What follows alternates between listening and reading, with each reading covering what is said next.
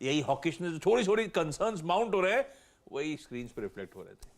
क्या हो गया भाई, अब क्यों डरने लगने लगा? 75 से 50 तो ऑलमोस्ट तय ही लग रहा है। अब गवर्नर साहब ने खुद ही, प्रेसिडेंट साहब ने खुद ही आके कह दिया था जब लास्ट स्पीच थी, है ना, 75 50 तो गिवन है। फिर ये नर्वसनेस क्यों? ये पीपीआई के आंकड़े मूड बिगाड़ रहे हैं या फिर बहाना बन गया बस प्रॉफिट टेकिंग का? नहीं, आपने जब पिछली बार फेड चेयरमैन साहब ने बोला था तो उनकी आपने एक बात ले उड़े थे आप उसको, कि कम कर सकते हैं, स्लो कर सकते हैं, तो लेकिन उसके नीचे उन्होंने बहुत कुछ कहा था। तो आपने सारी पॉजिटिव बातों के आधार पर मार्केट को तेजी कर ली। अब आपको ये डर लग रहा है कि पीपीआई नंबर, या जिसको हम लोग होलसेल भी कहते हैं, वो अनुमान से ज़्यादा बढ़ के आया है। हालांकि 1.5 साल में वो सबसे कम ग्रोथ उसमें देखने को मिली है, गिर के भी आया, लेकिन मार्केट जो एक्सपेक्ट कर रहा था उससे ज़्यादा आया। तो उससे ज़्यादा आने का सीधा सीधा मतलब ये होता है कि ये आगे जाते हुए पास ऑन होगा, है ना। अभी तो कंपनियां अपने ऊपर ले रही हैं, जब ये पास ऑन करती है तो सीपीआई में कन्वर्ट हो जाता है। और सर्विसेज की जो कीमतें हैं, चार्जेस हैं, वो बहुत ज़्यादा बढ़े हुए। गुड्स कम हो रहा है लेकिन सर्विसेज बढ़ रही हैं। तो फैक्ट, अब कंपनियां ले ऑफ भी कर रही हैं, छटनी कर रही हैं, तो वो ये कॉस्ट खुद क्यों बेयर करेंगी? वो पास ऑन करेंगी। जब पास ऑन करेंगे तो सीपीआई बढ़ेगा, और सीपीआई का नंबर आना है।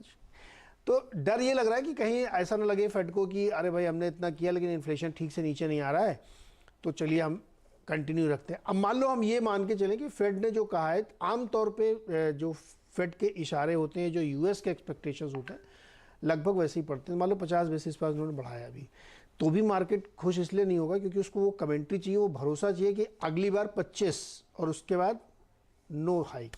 लेकिन क्या ऐसा बोलेंगे, ये कहना बहुत मुश्किल, क्योंकि फेड चेयरमैन बहुत अनप्रेडिक्टेबल है, वो डेटा देख के ही बोलेंगे।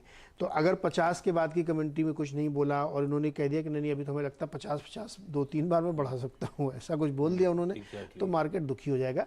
लेकिन मेरी राय ये है कि हमको नंबर्स देखने चाहिए जनवरी में। बार बार ये कह रहा हूँ, अर्निंग डाउनग्रेड जबरदस्त आएंगे इस बार, और यूएस मार्केट वहाँ से स्ट्रक्चरली फिर जब बेस बनाएगा तब चलेगा, क्योंकि उसके आगे फिर कोई बड़ा इवेंट बचेगा नहीं।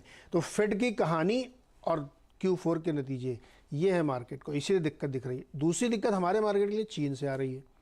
अब चीन में क्या हुआ, 2 घटनाएं हुई। एक तो खूब ओपन कर दिया उन्होंने, सब तरफ फ्री, और 2 उन्होंने क्या किए हैं, पैसा झोंकने की तैयारी। $431 बिलियन का रियल एस्टेट के लिए पैकेज, और इसके साथ ही $108 बिलियन का फंड, बॉन्ड जो सरकार जारी करने आ रही। तो ये 2 लिक्विडिटी इन्फ्यूजन जो सिस्टम में किए जा रहे हैं, इससे चाइनीज़ इकोनॉमी में तेज़ी तो आएगी। रियल एस्टेट का सबसे प्रॉब्लम है, उसमें तेज़ी आएगी। और फिर फंड मैनेजर बुलिश हो रहे हैं। एक फंड मैनेजर सर्वे है, बहुत बड़ा सर्वे है, उसमें 2/3 मोर देन 71% एक्चुअली कह रहे हैं कि 2023 में मार्केट में रिकवरी आ जाएगी, जो अभी इतनी निराशा है।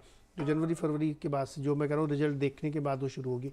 लेकिन उसी सर्वे में ये कहा जा रहा है कि 60% लोग मान रहे हैं कि चाइना इज़ बेटर पॉइज्ड, किसी भी यूरोप के मुकाबले, किसी भी यूएस के मुकाबले, और एशिया की बेस्ट इकॉनमी होगी।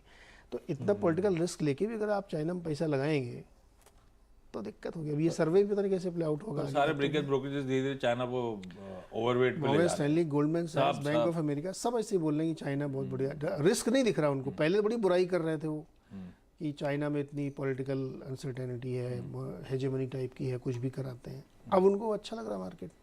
ठीक है, हर चीज एक भाव पे अच्छी लगने लगती है, शायद ये रीजन हो, लेकिन चला भी बहुत है। बोल रहे हैं एवरेज वैल्यूएशन 20 साल के नीचे है चाइना, इसलिए अच्छा लग रहा है। हम औसत के ऊपर काम काज कर रहे हैं, तो ठीक है। ना सिर्फ वो फेड की नर्वसनेस, लेकिन नर्वसनेस शायद प्ले आउट हो रही है अमेरिका इंक के अब रिजल्ट। वो कुछ हद तक हमारे यहाँ वो आईटी दिखाने भी लगा है। ये जो पहला डाउनग्रेड है ना, ये इशारा है कि नंबर्स अच्छे नहीं। वो डर क्लियरली स्क्रीन पे फ्राइडे को विजिबल था। तो डिबेट दरअसल 50 का नहीं है, 50-50 या 50-25 का है ना, ये ज्यादा प्रोमिनेंट डिबेट है। ये जो इंडिया वर्सेस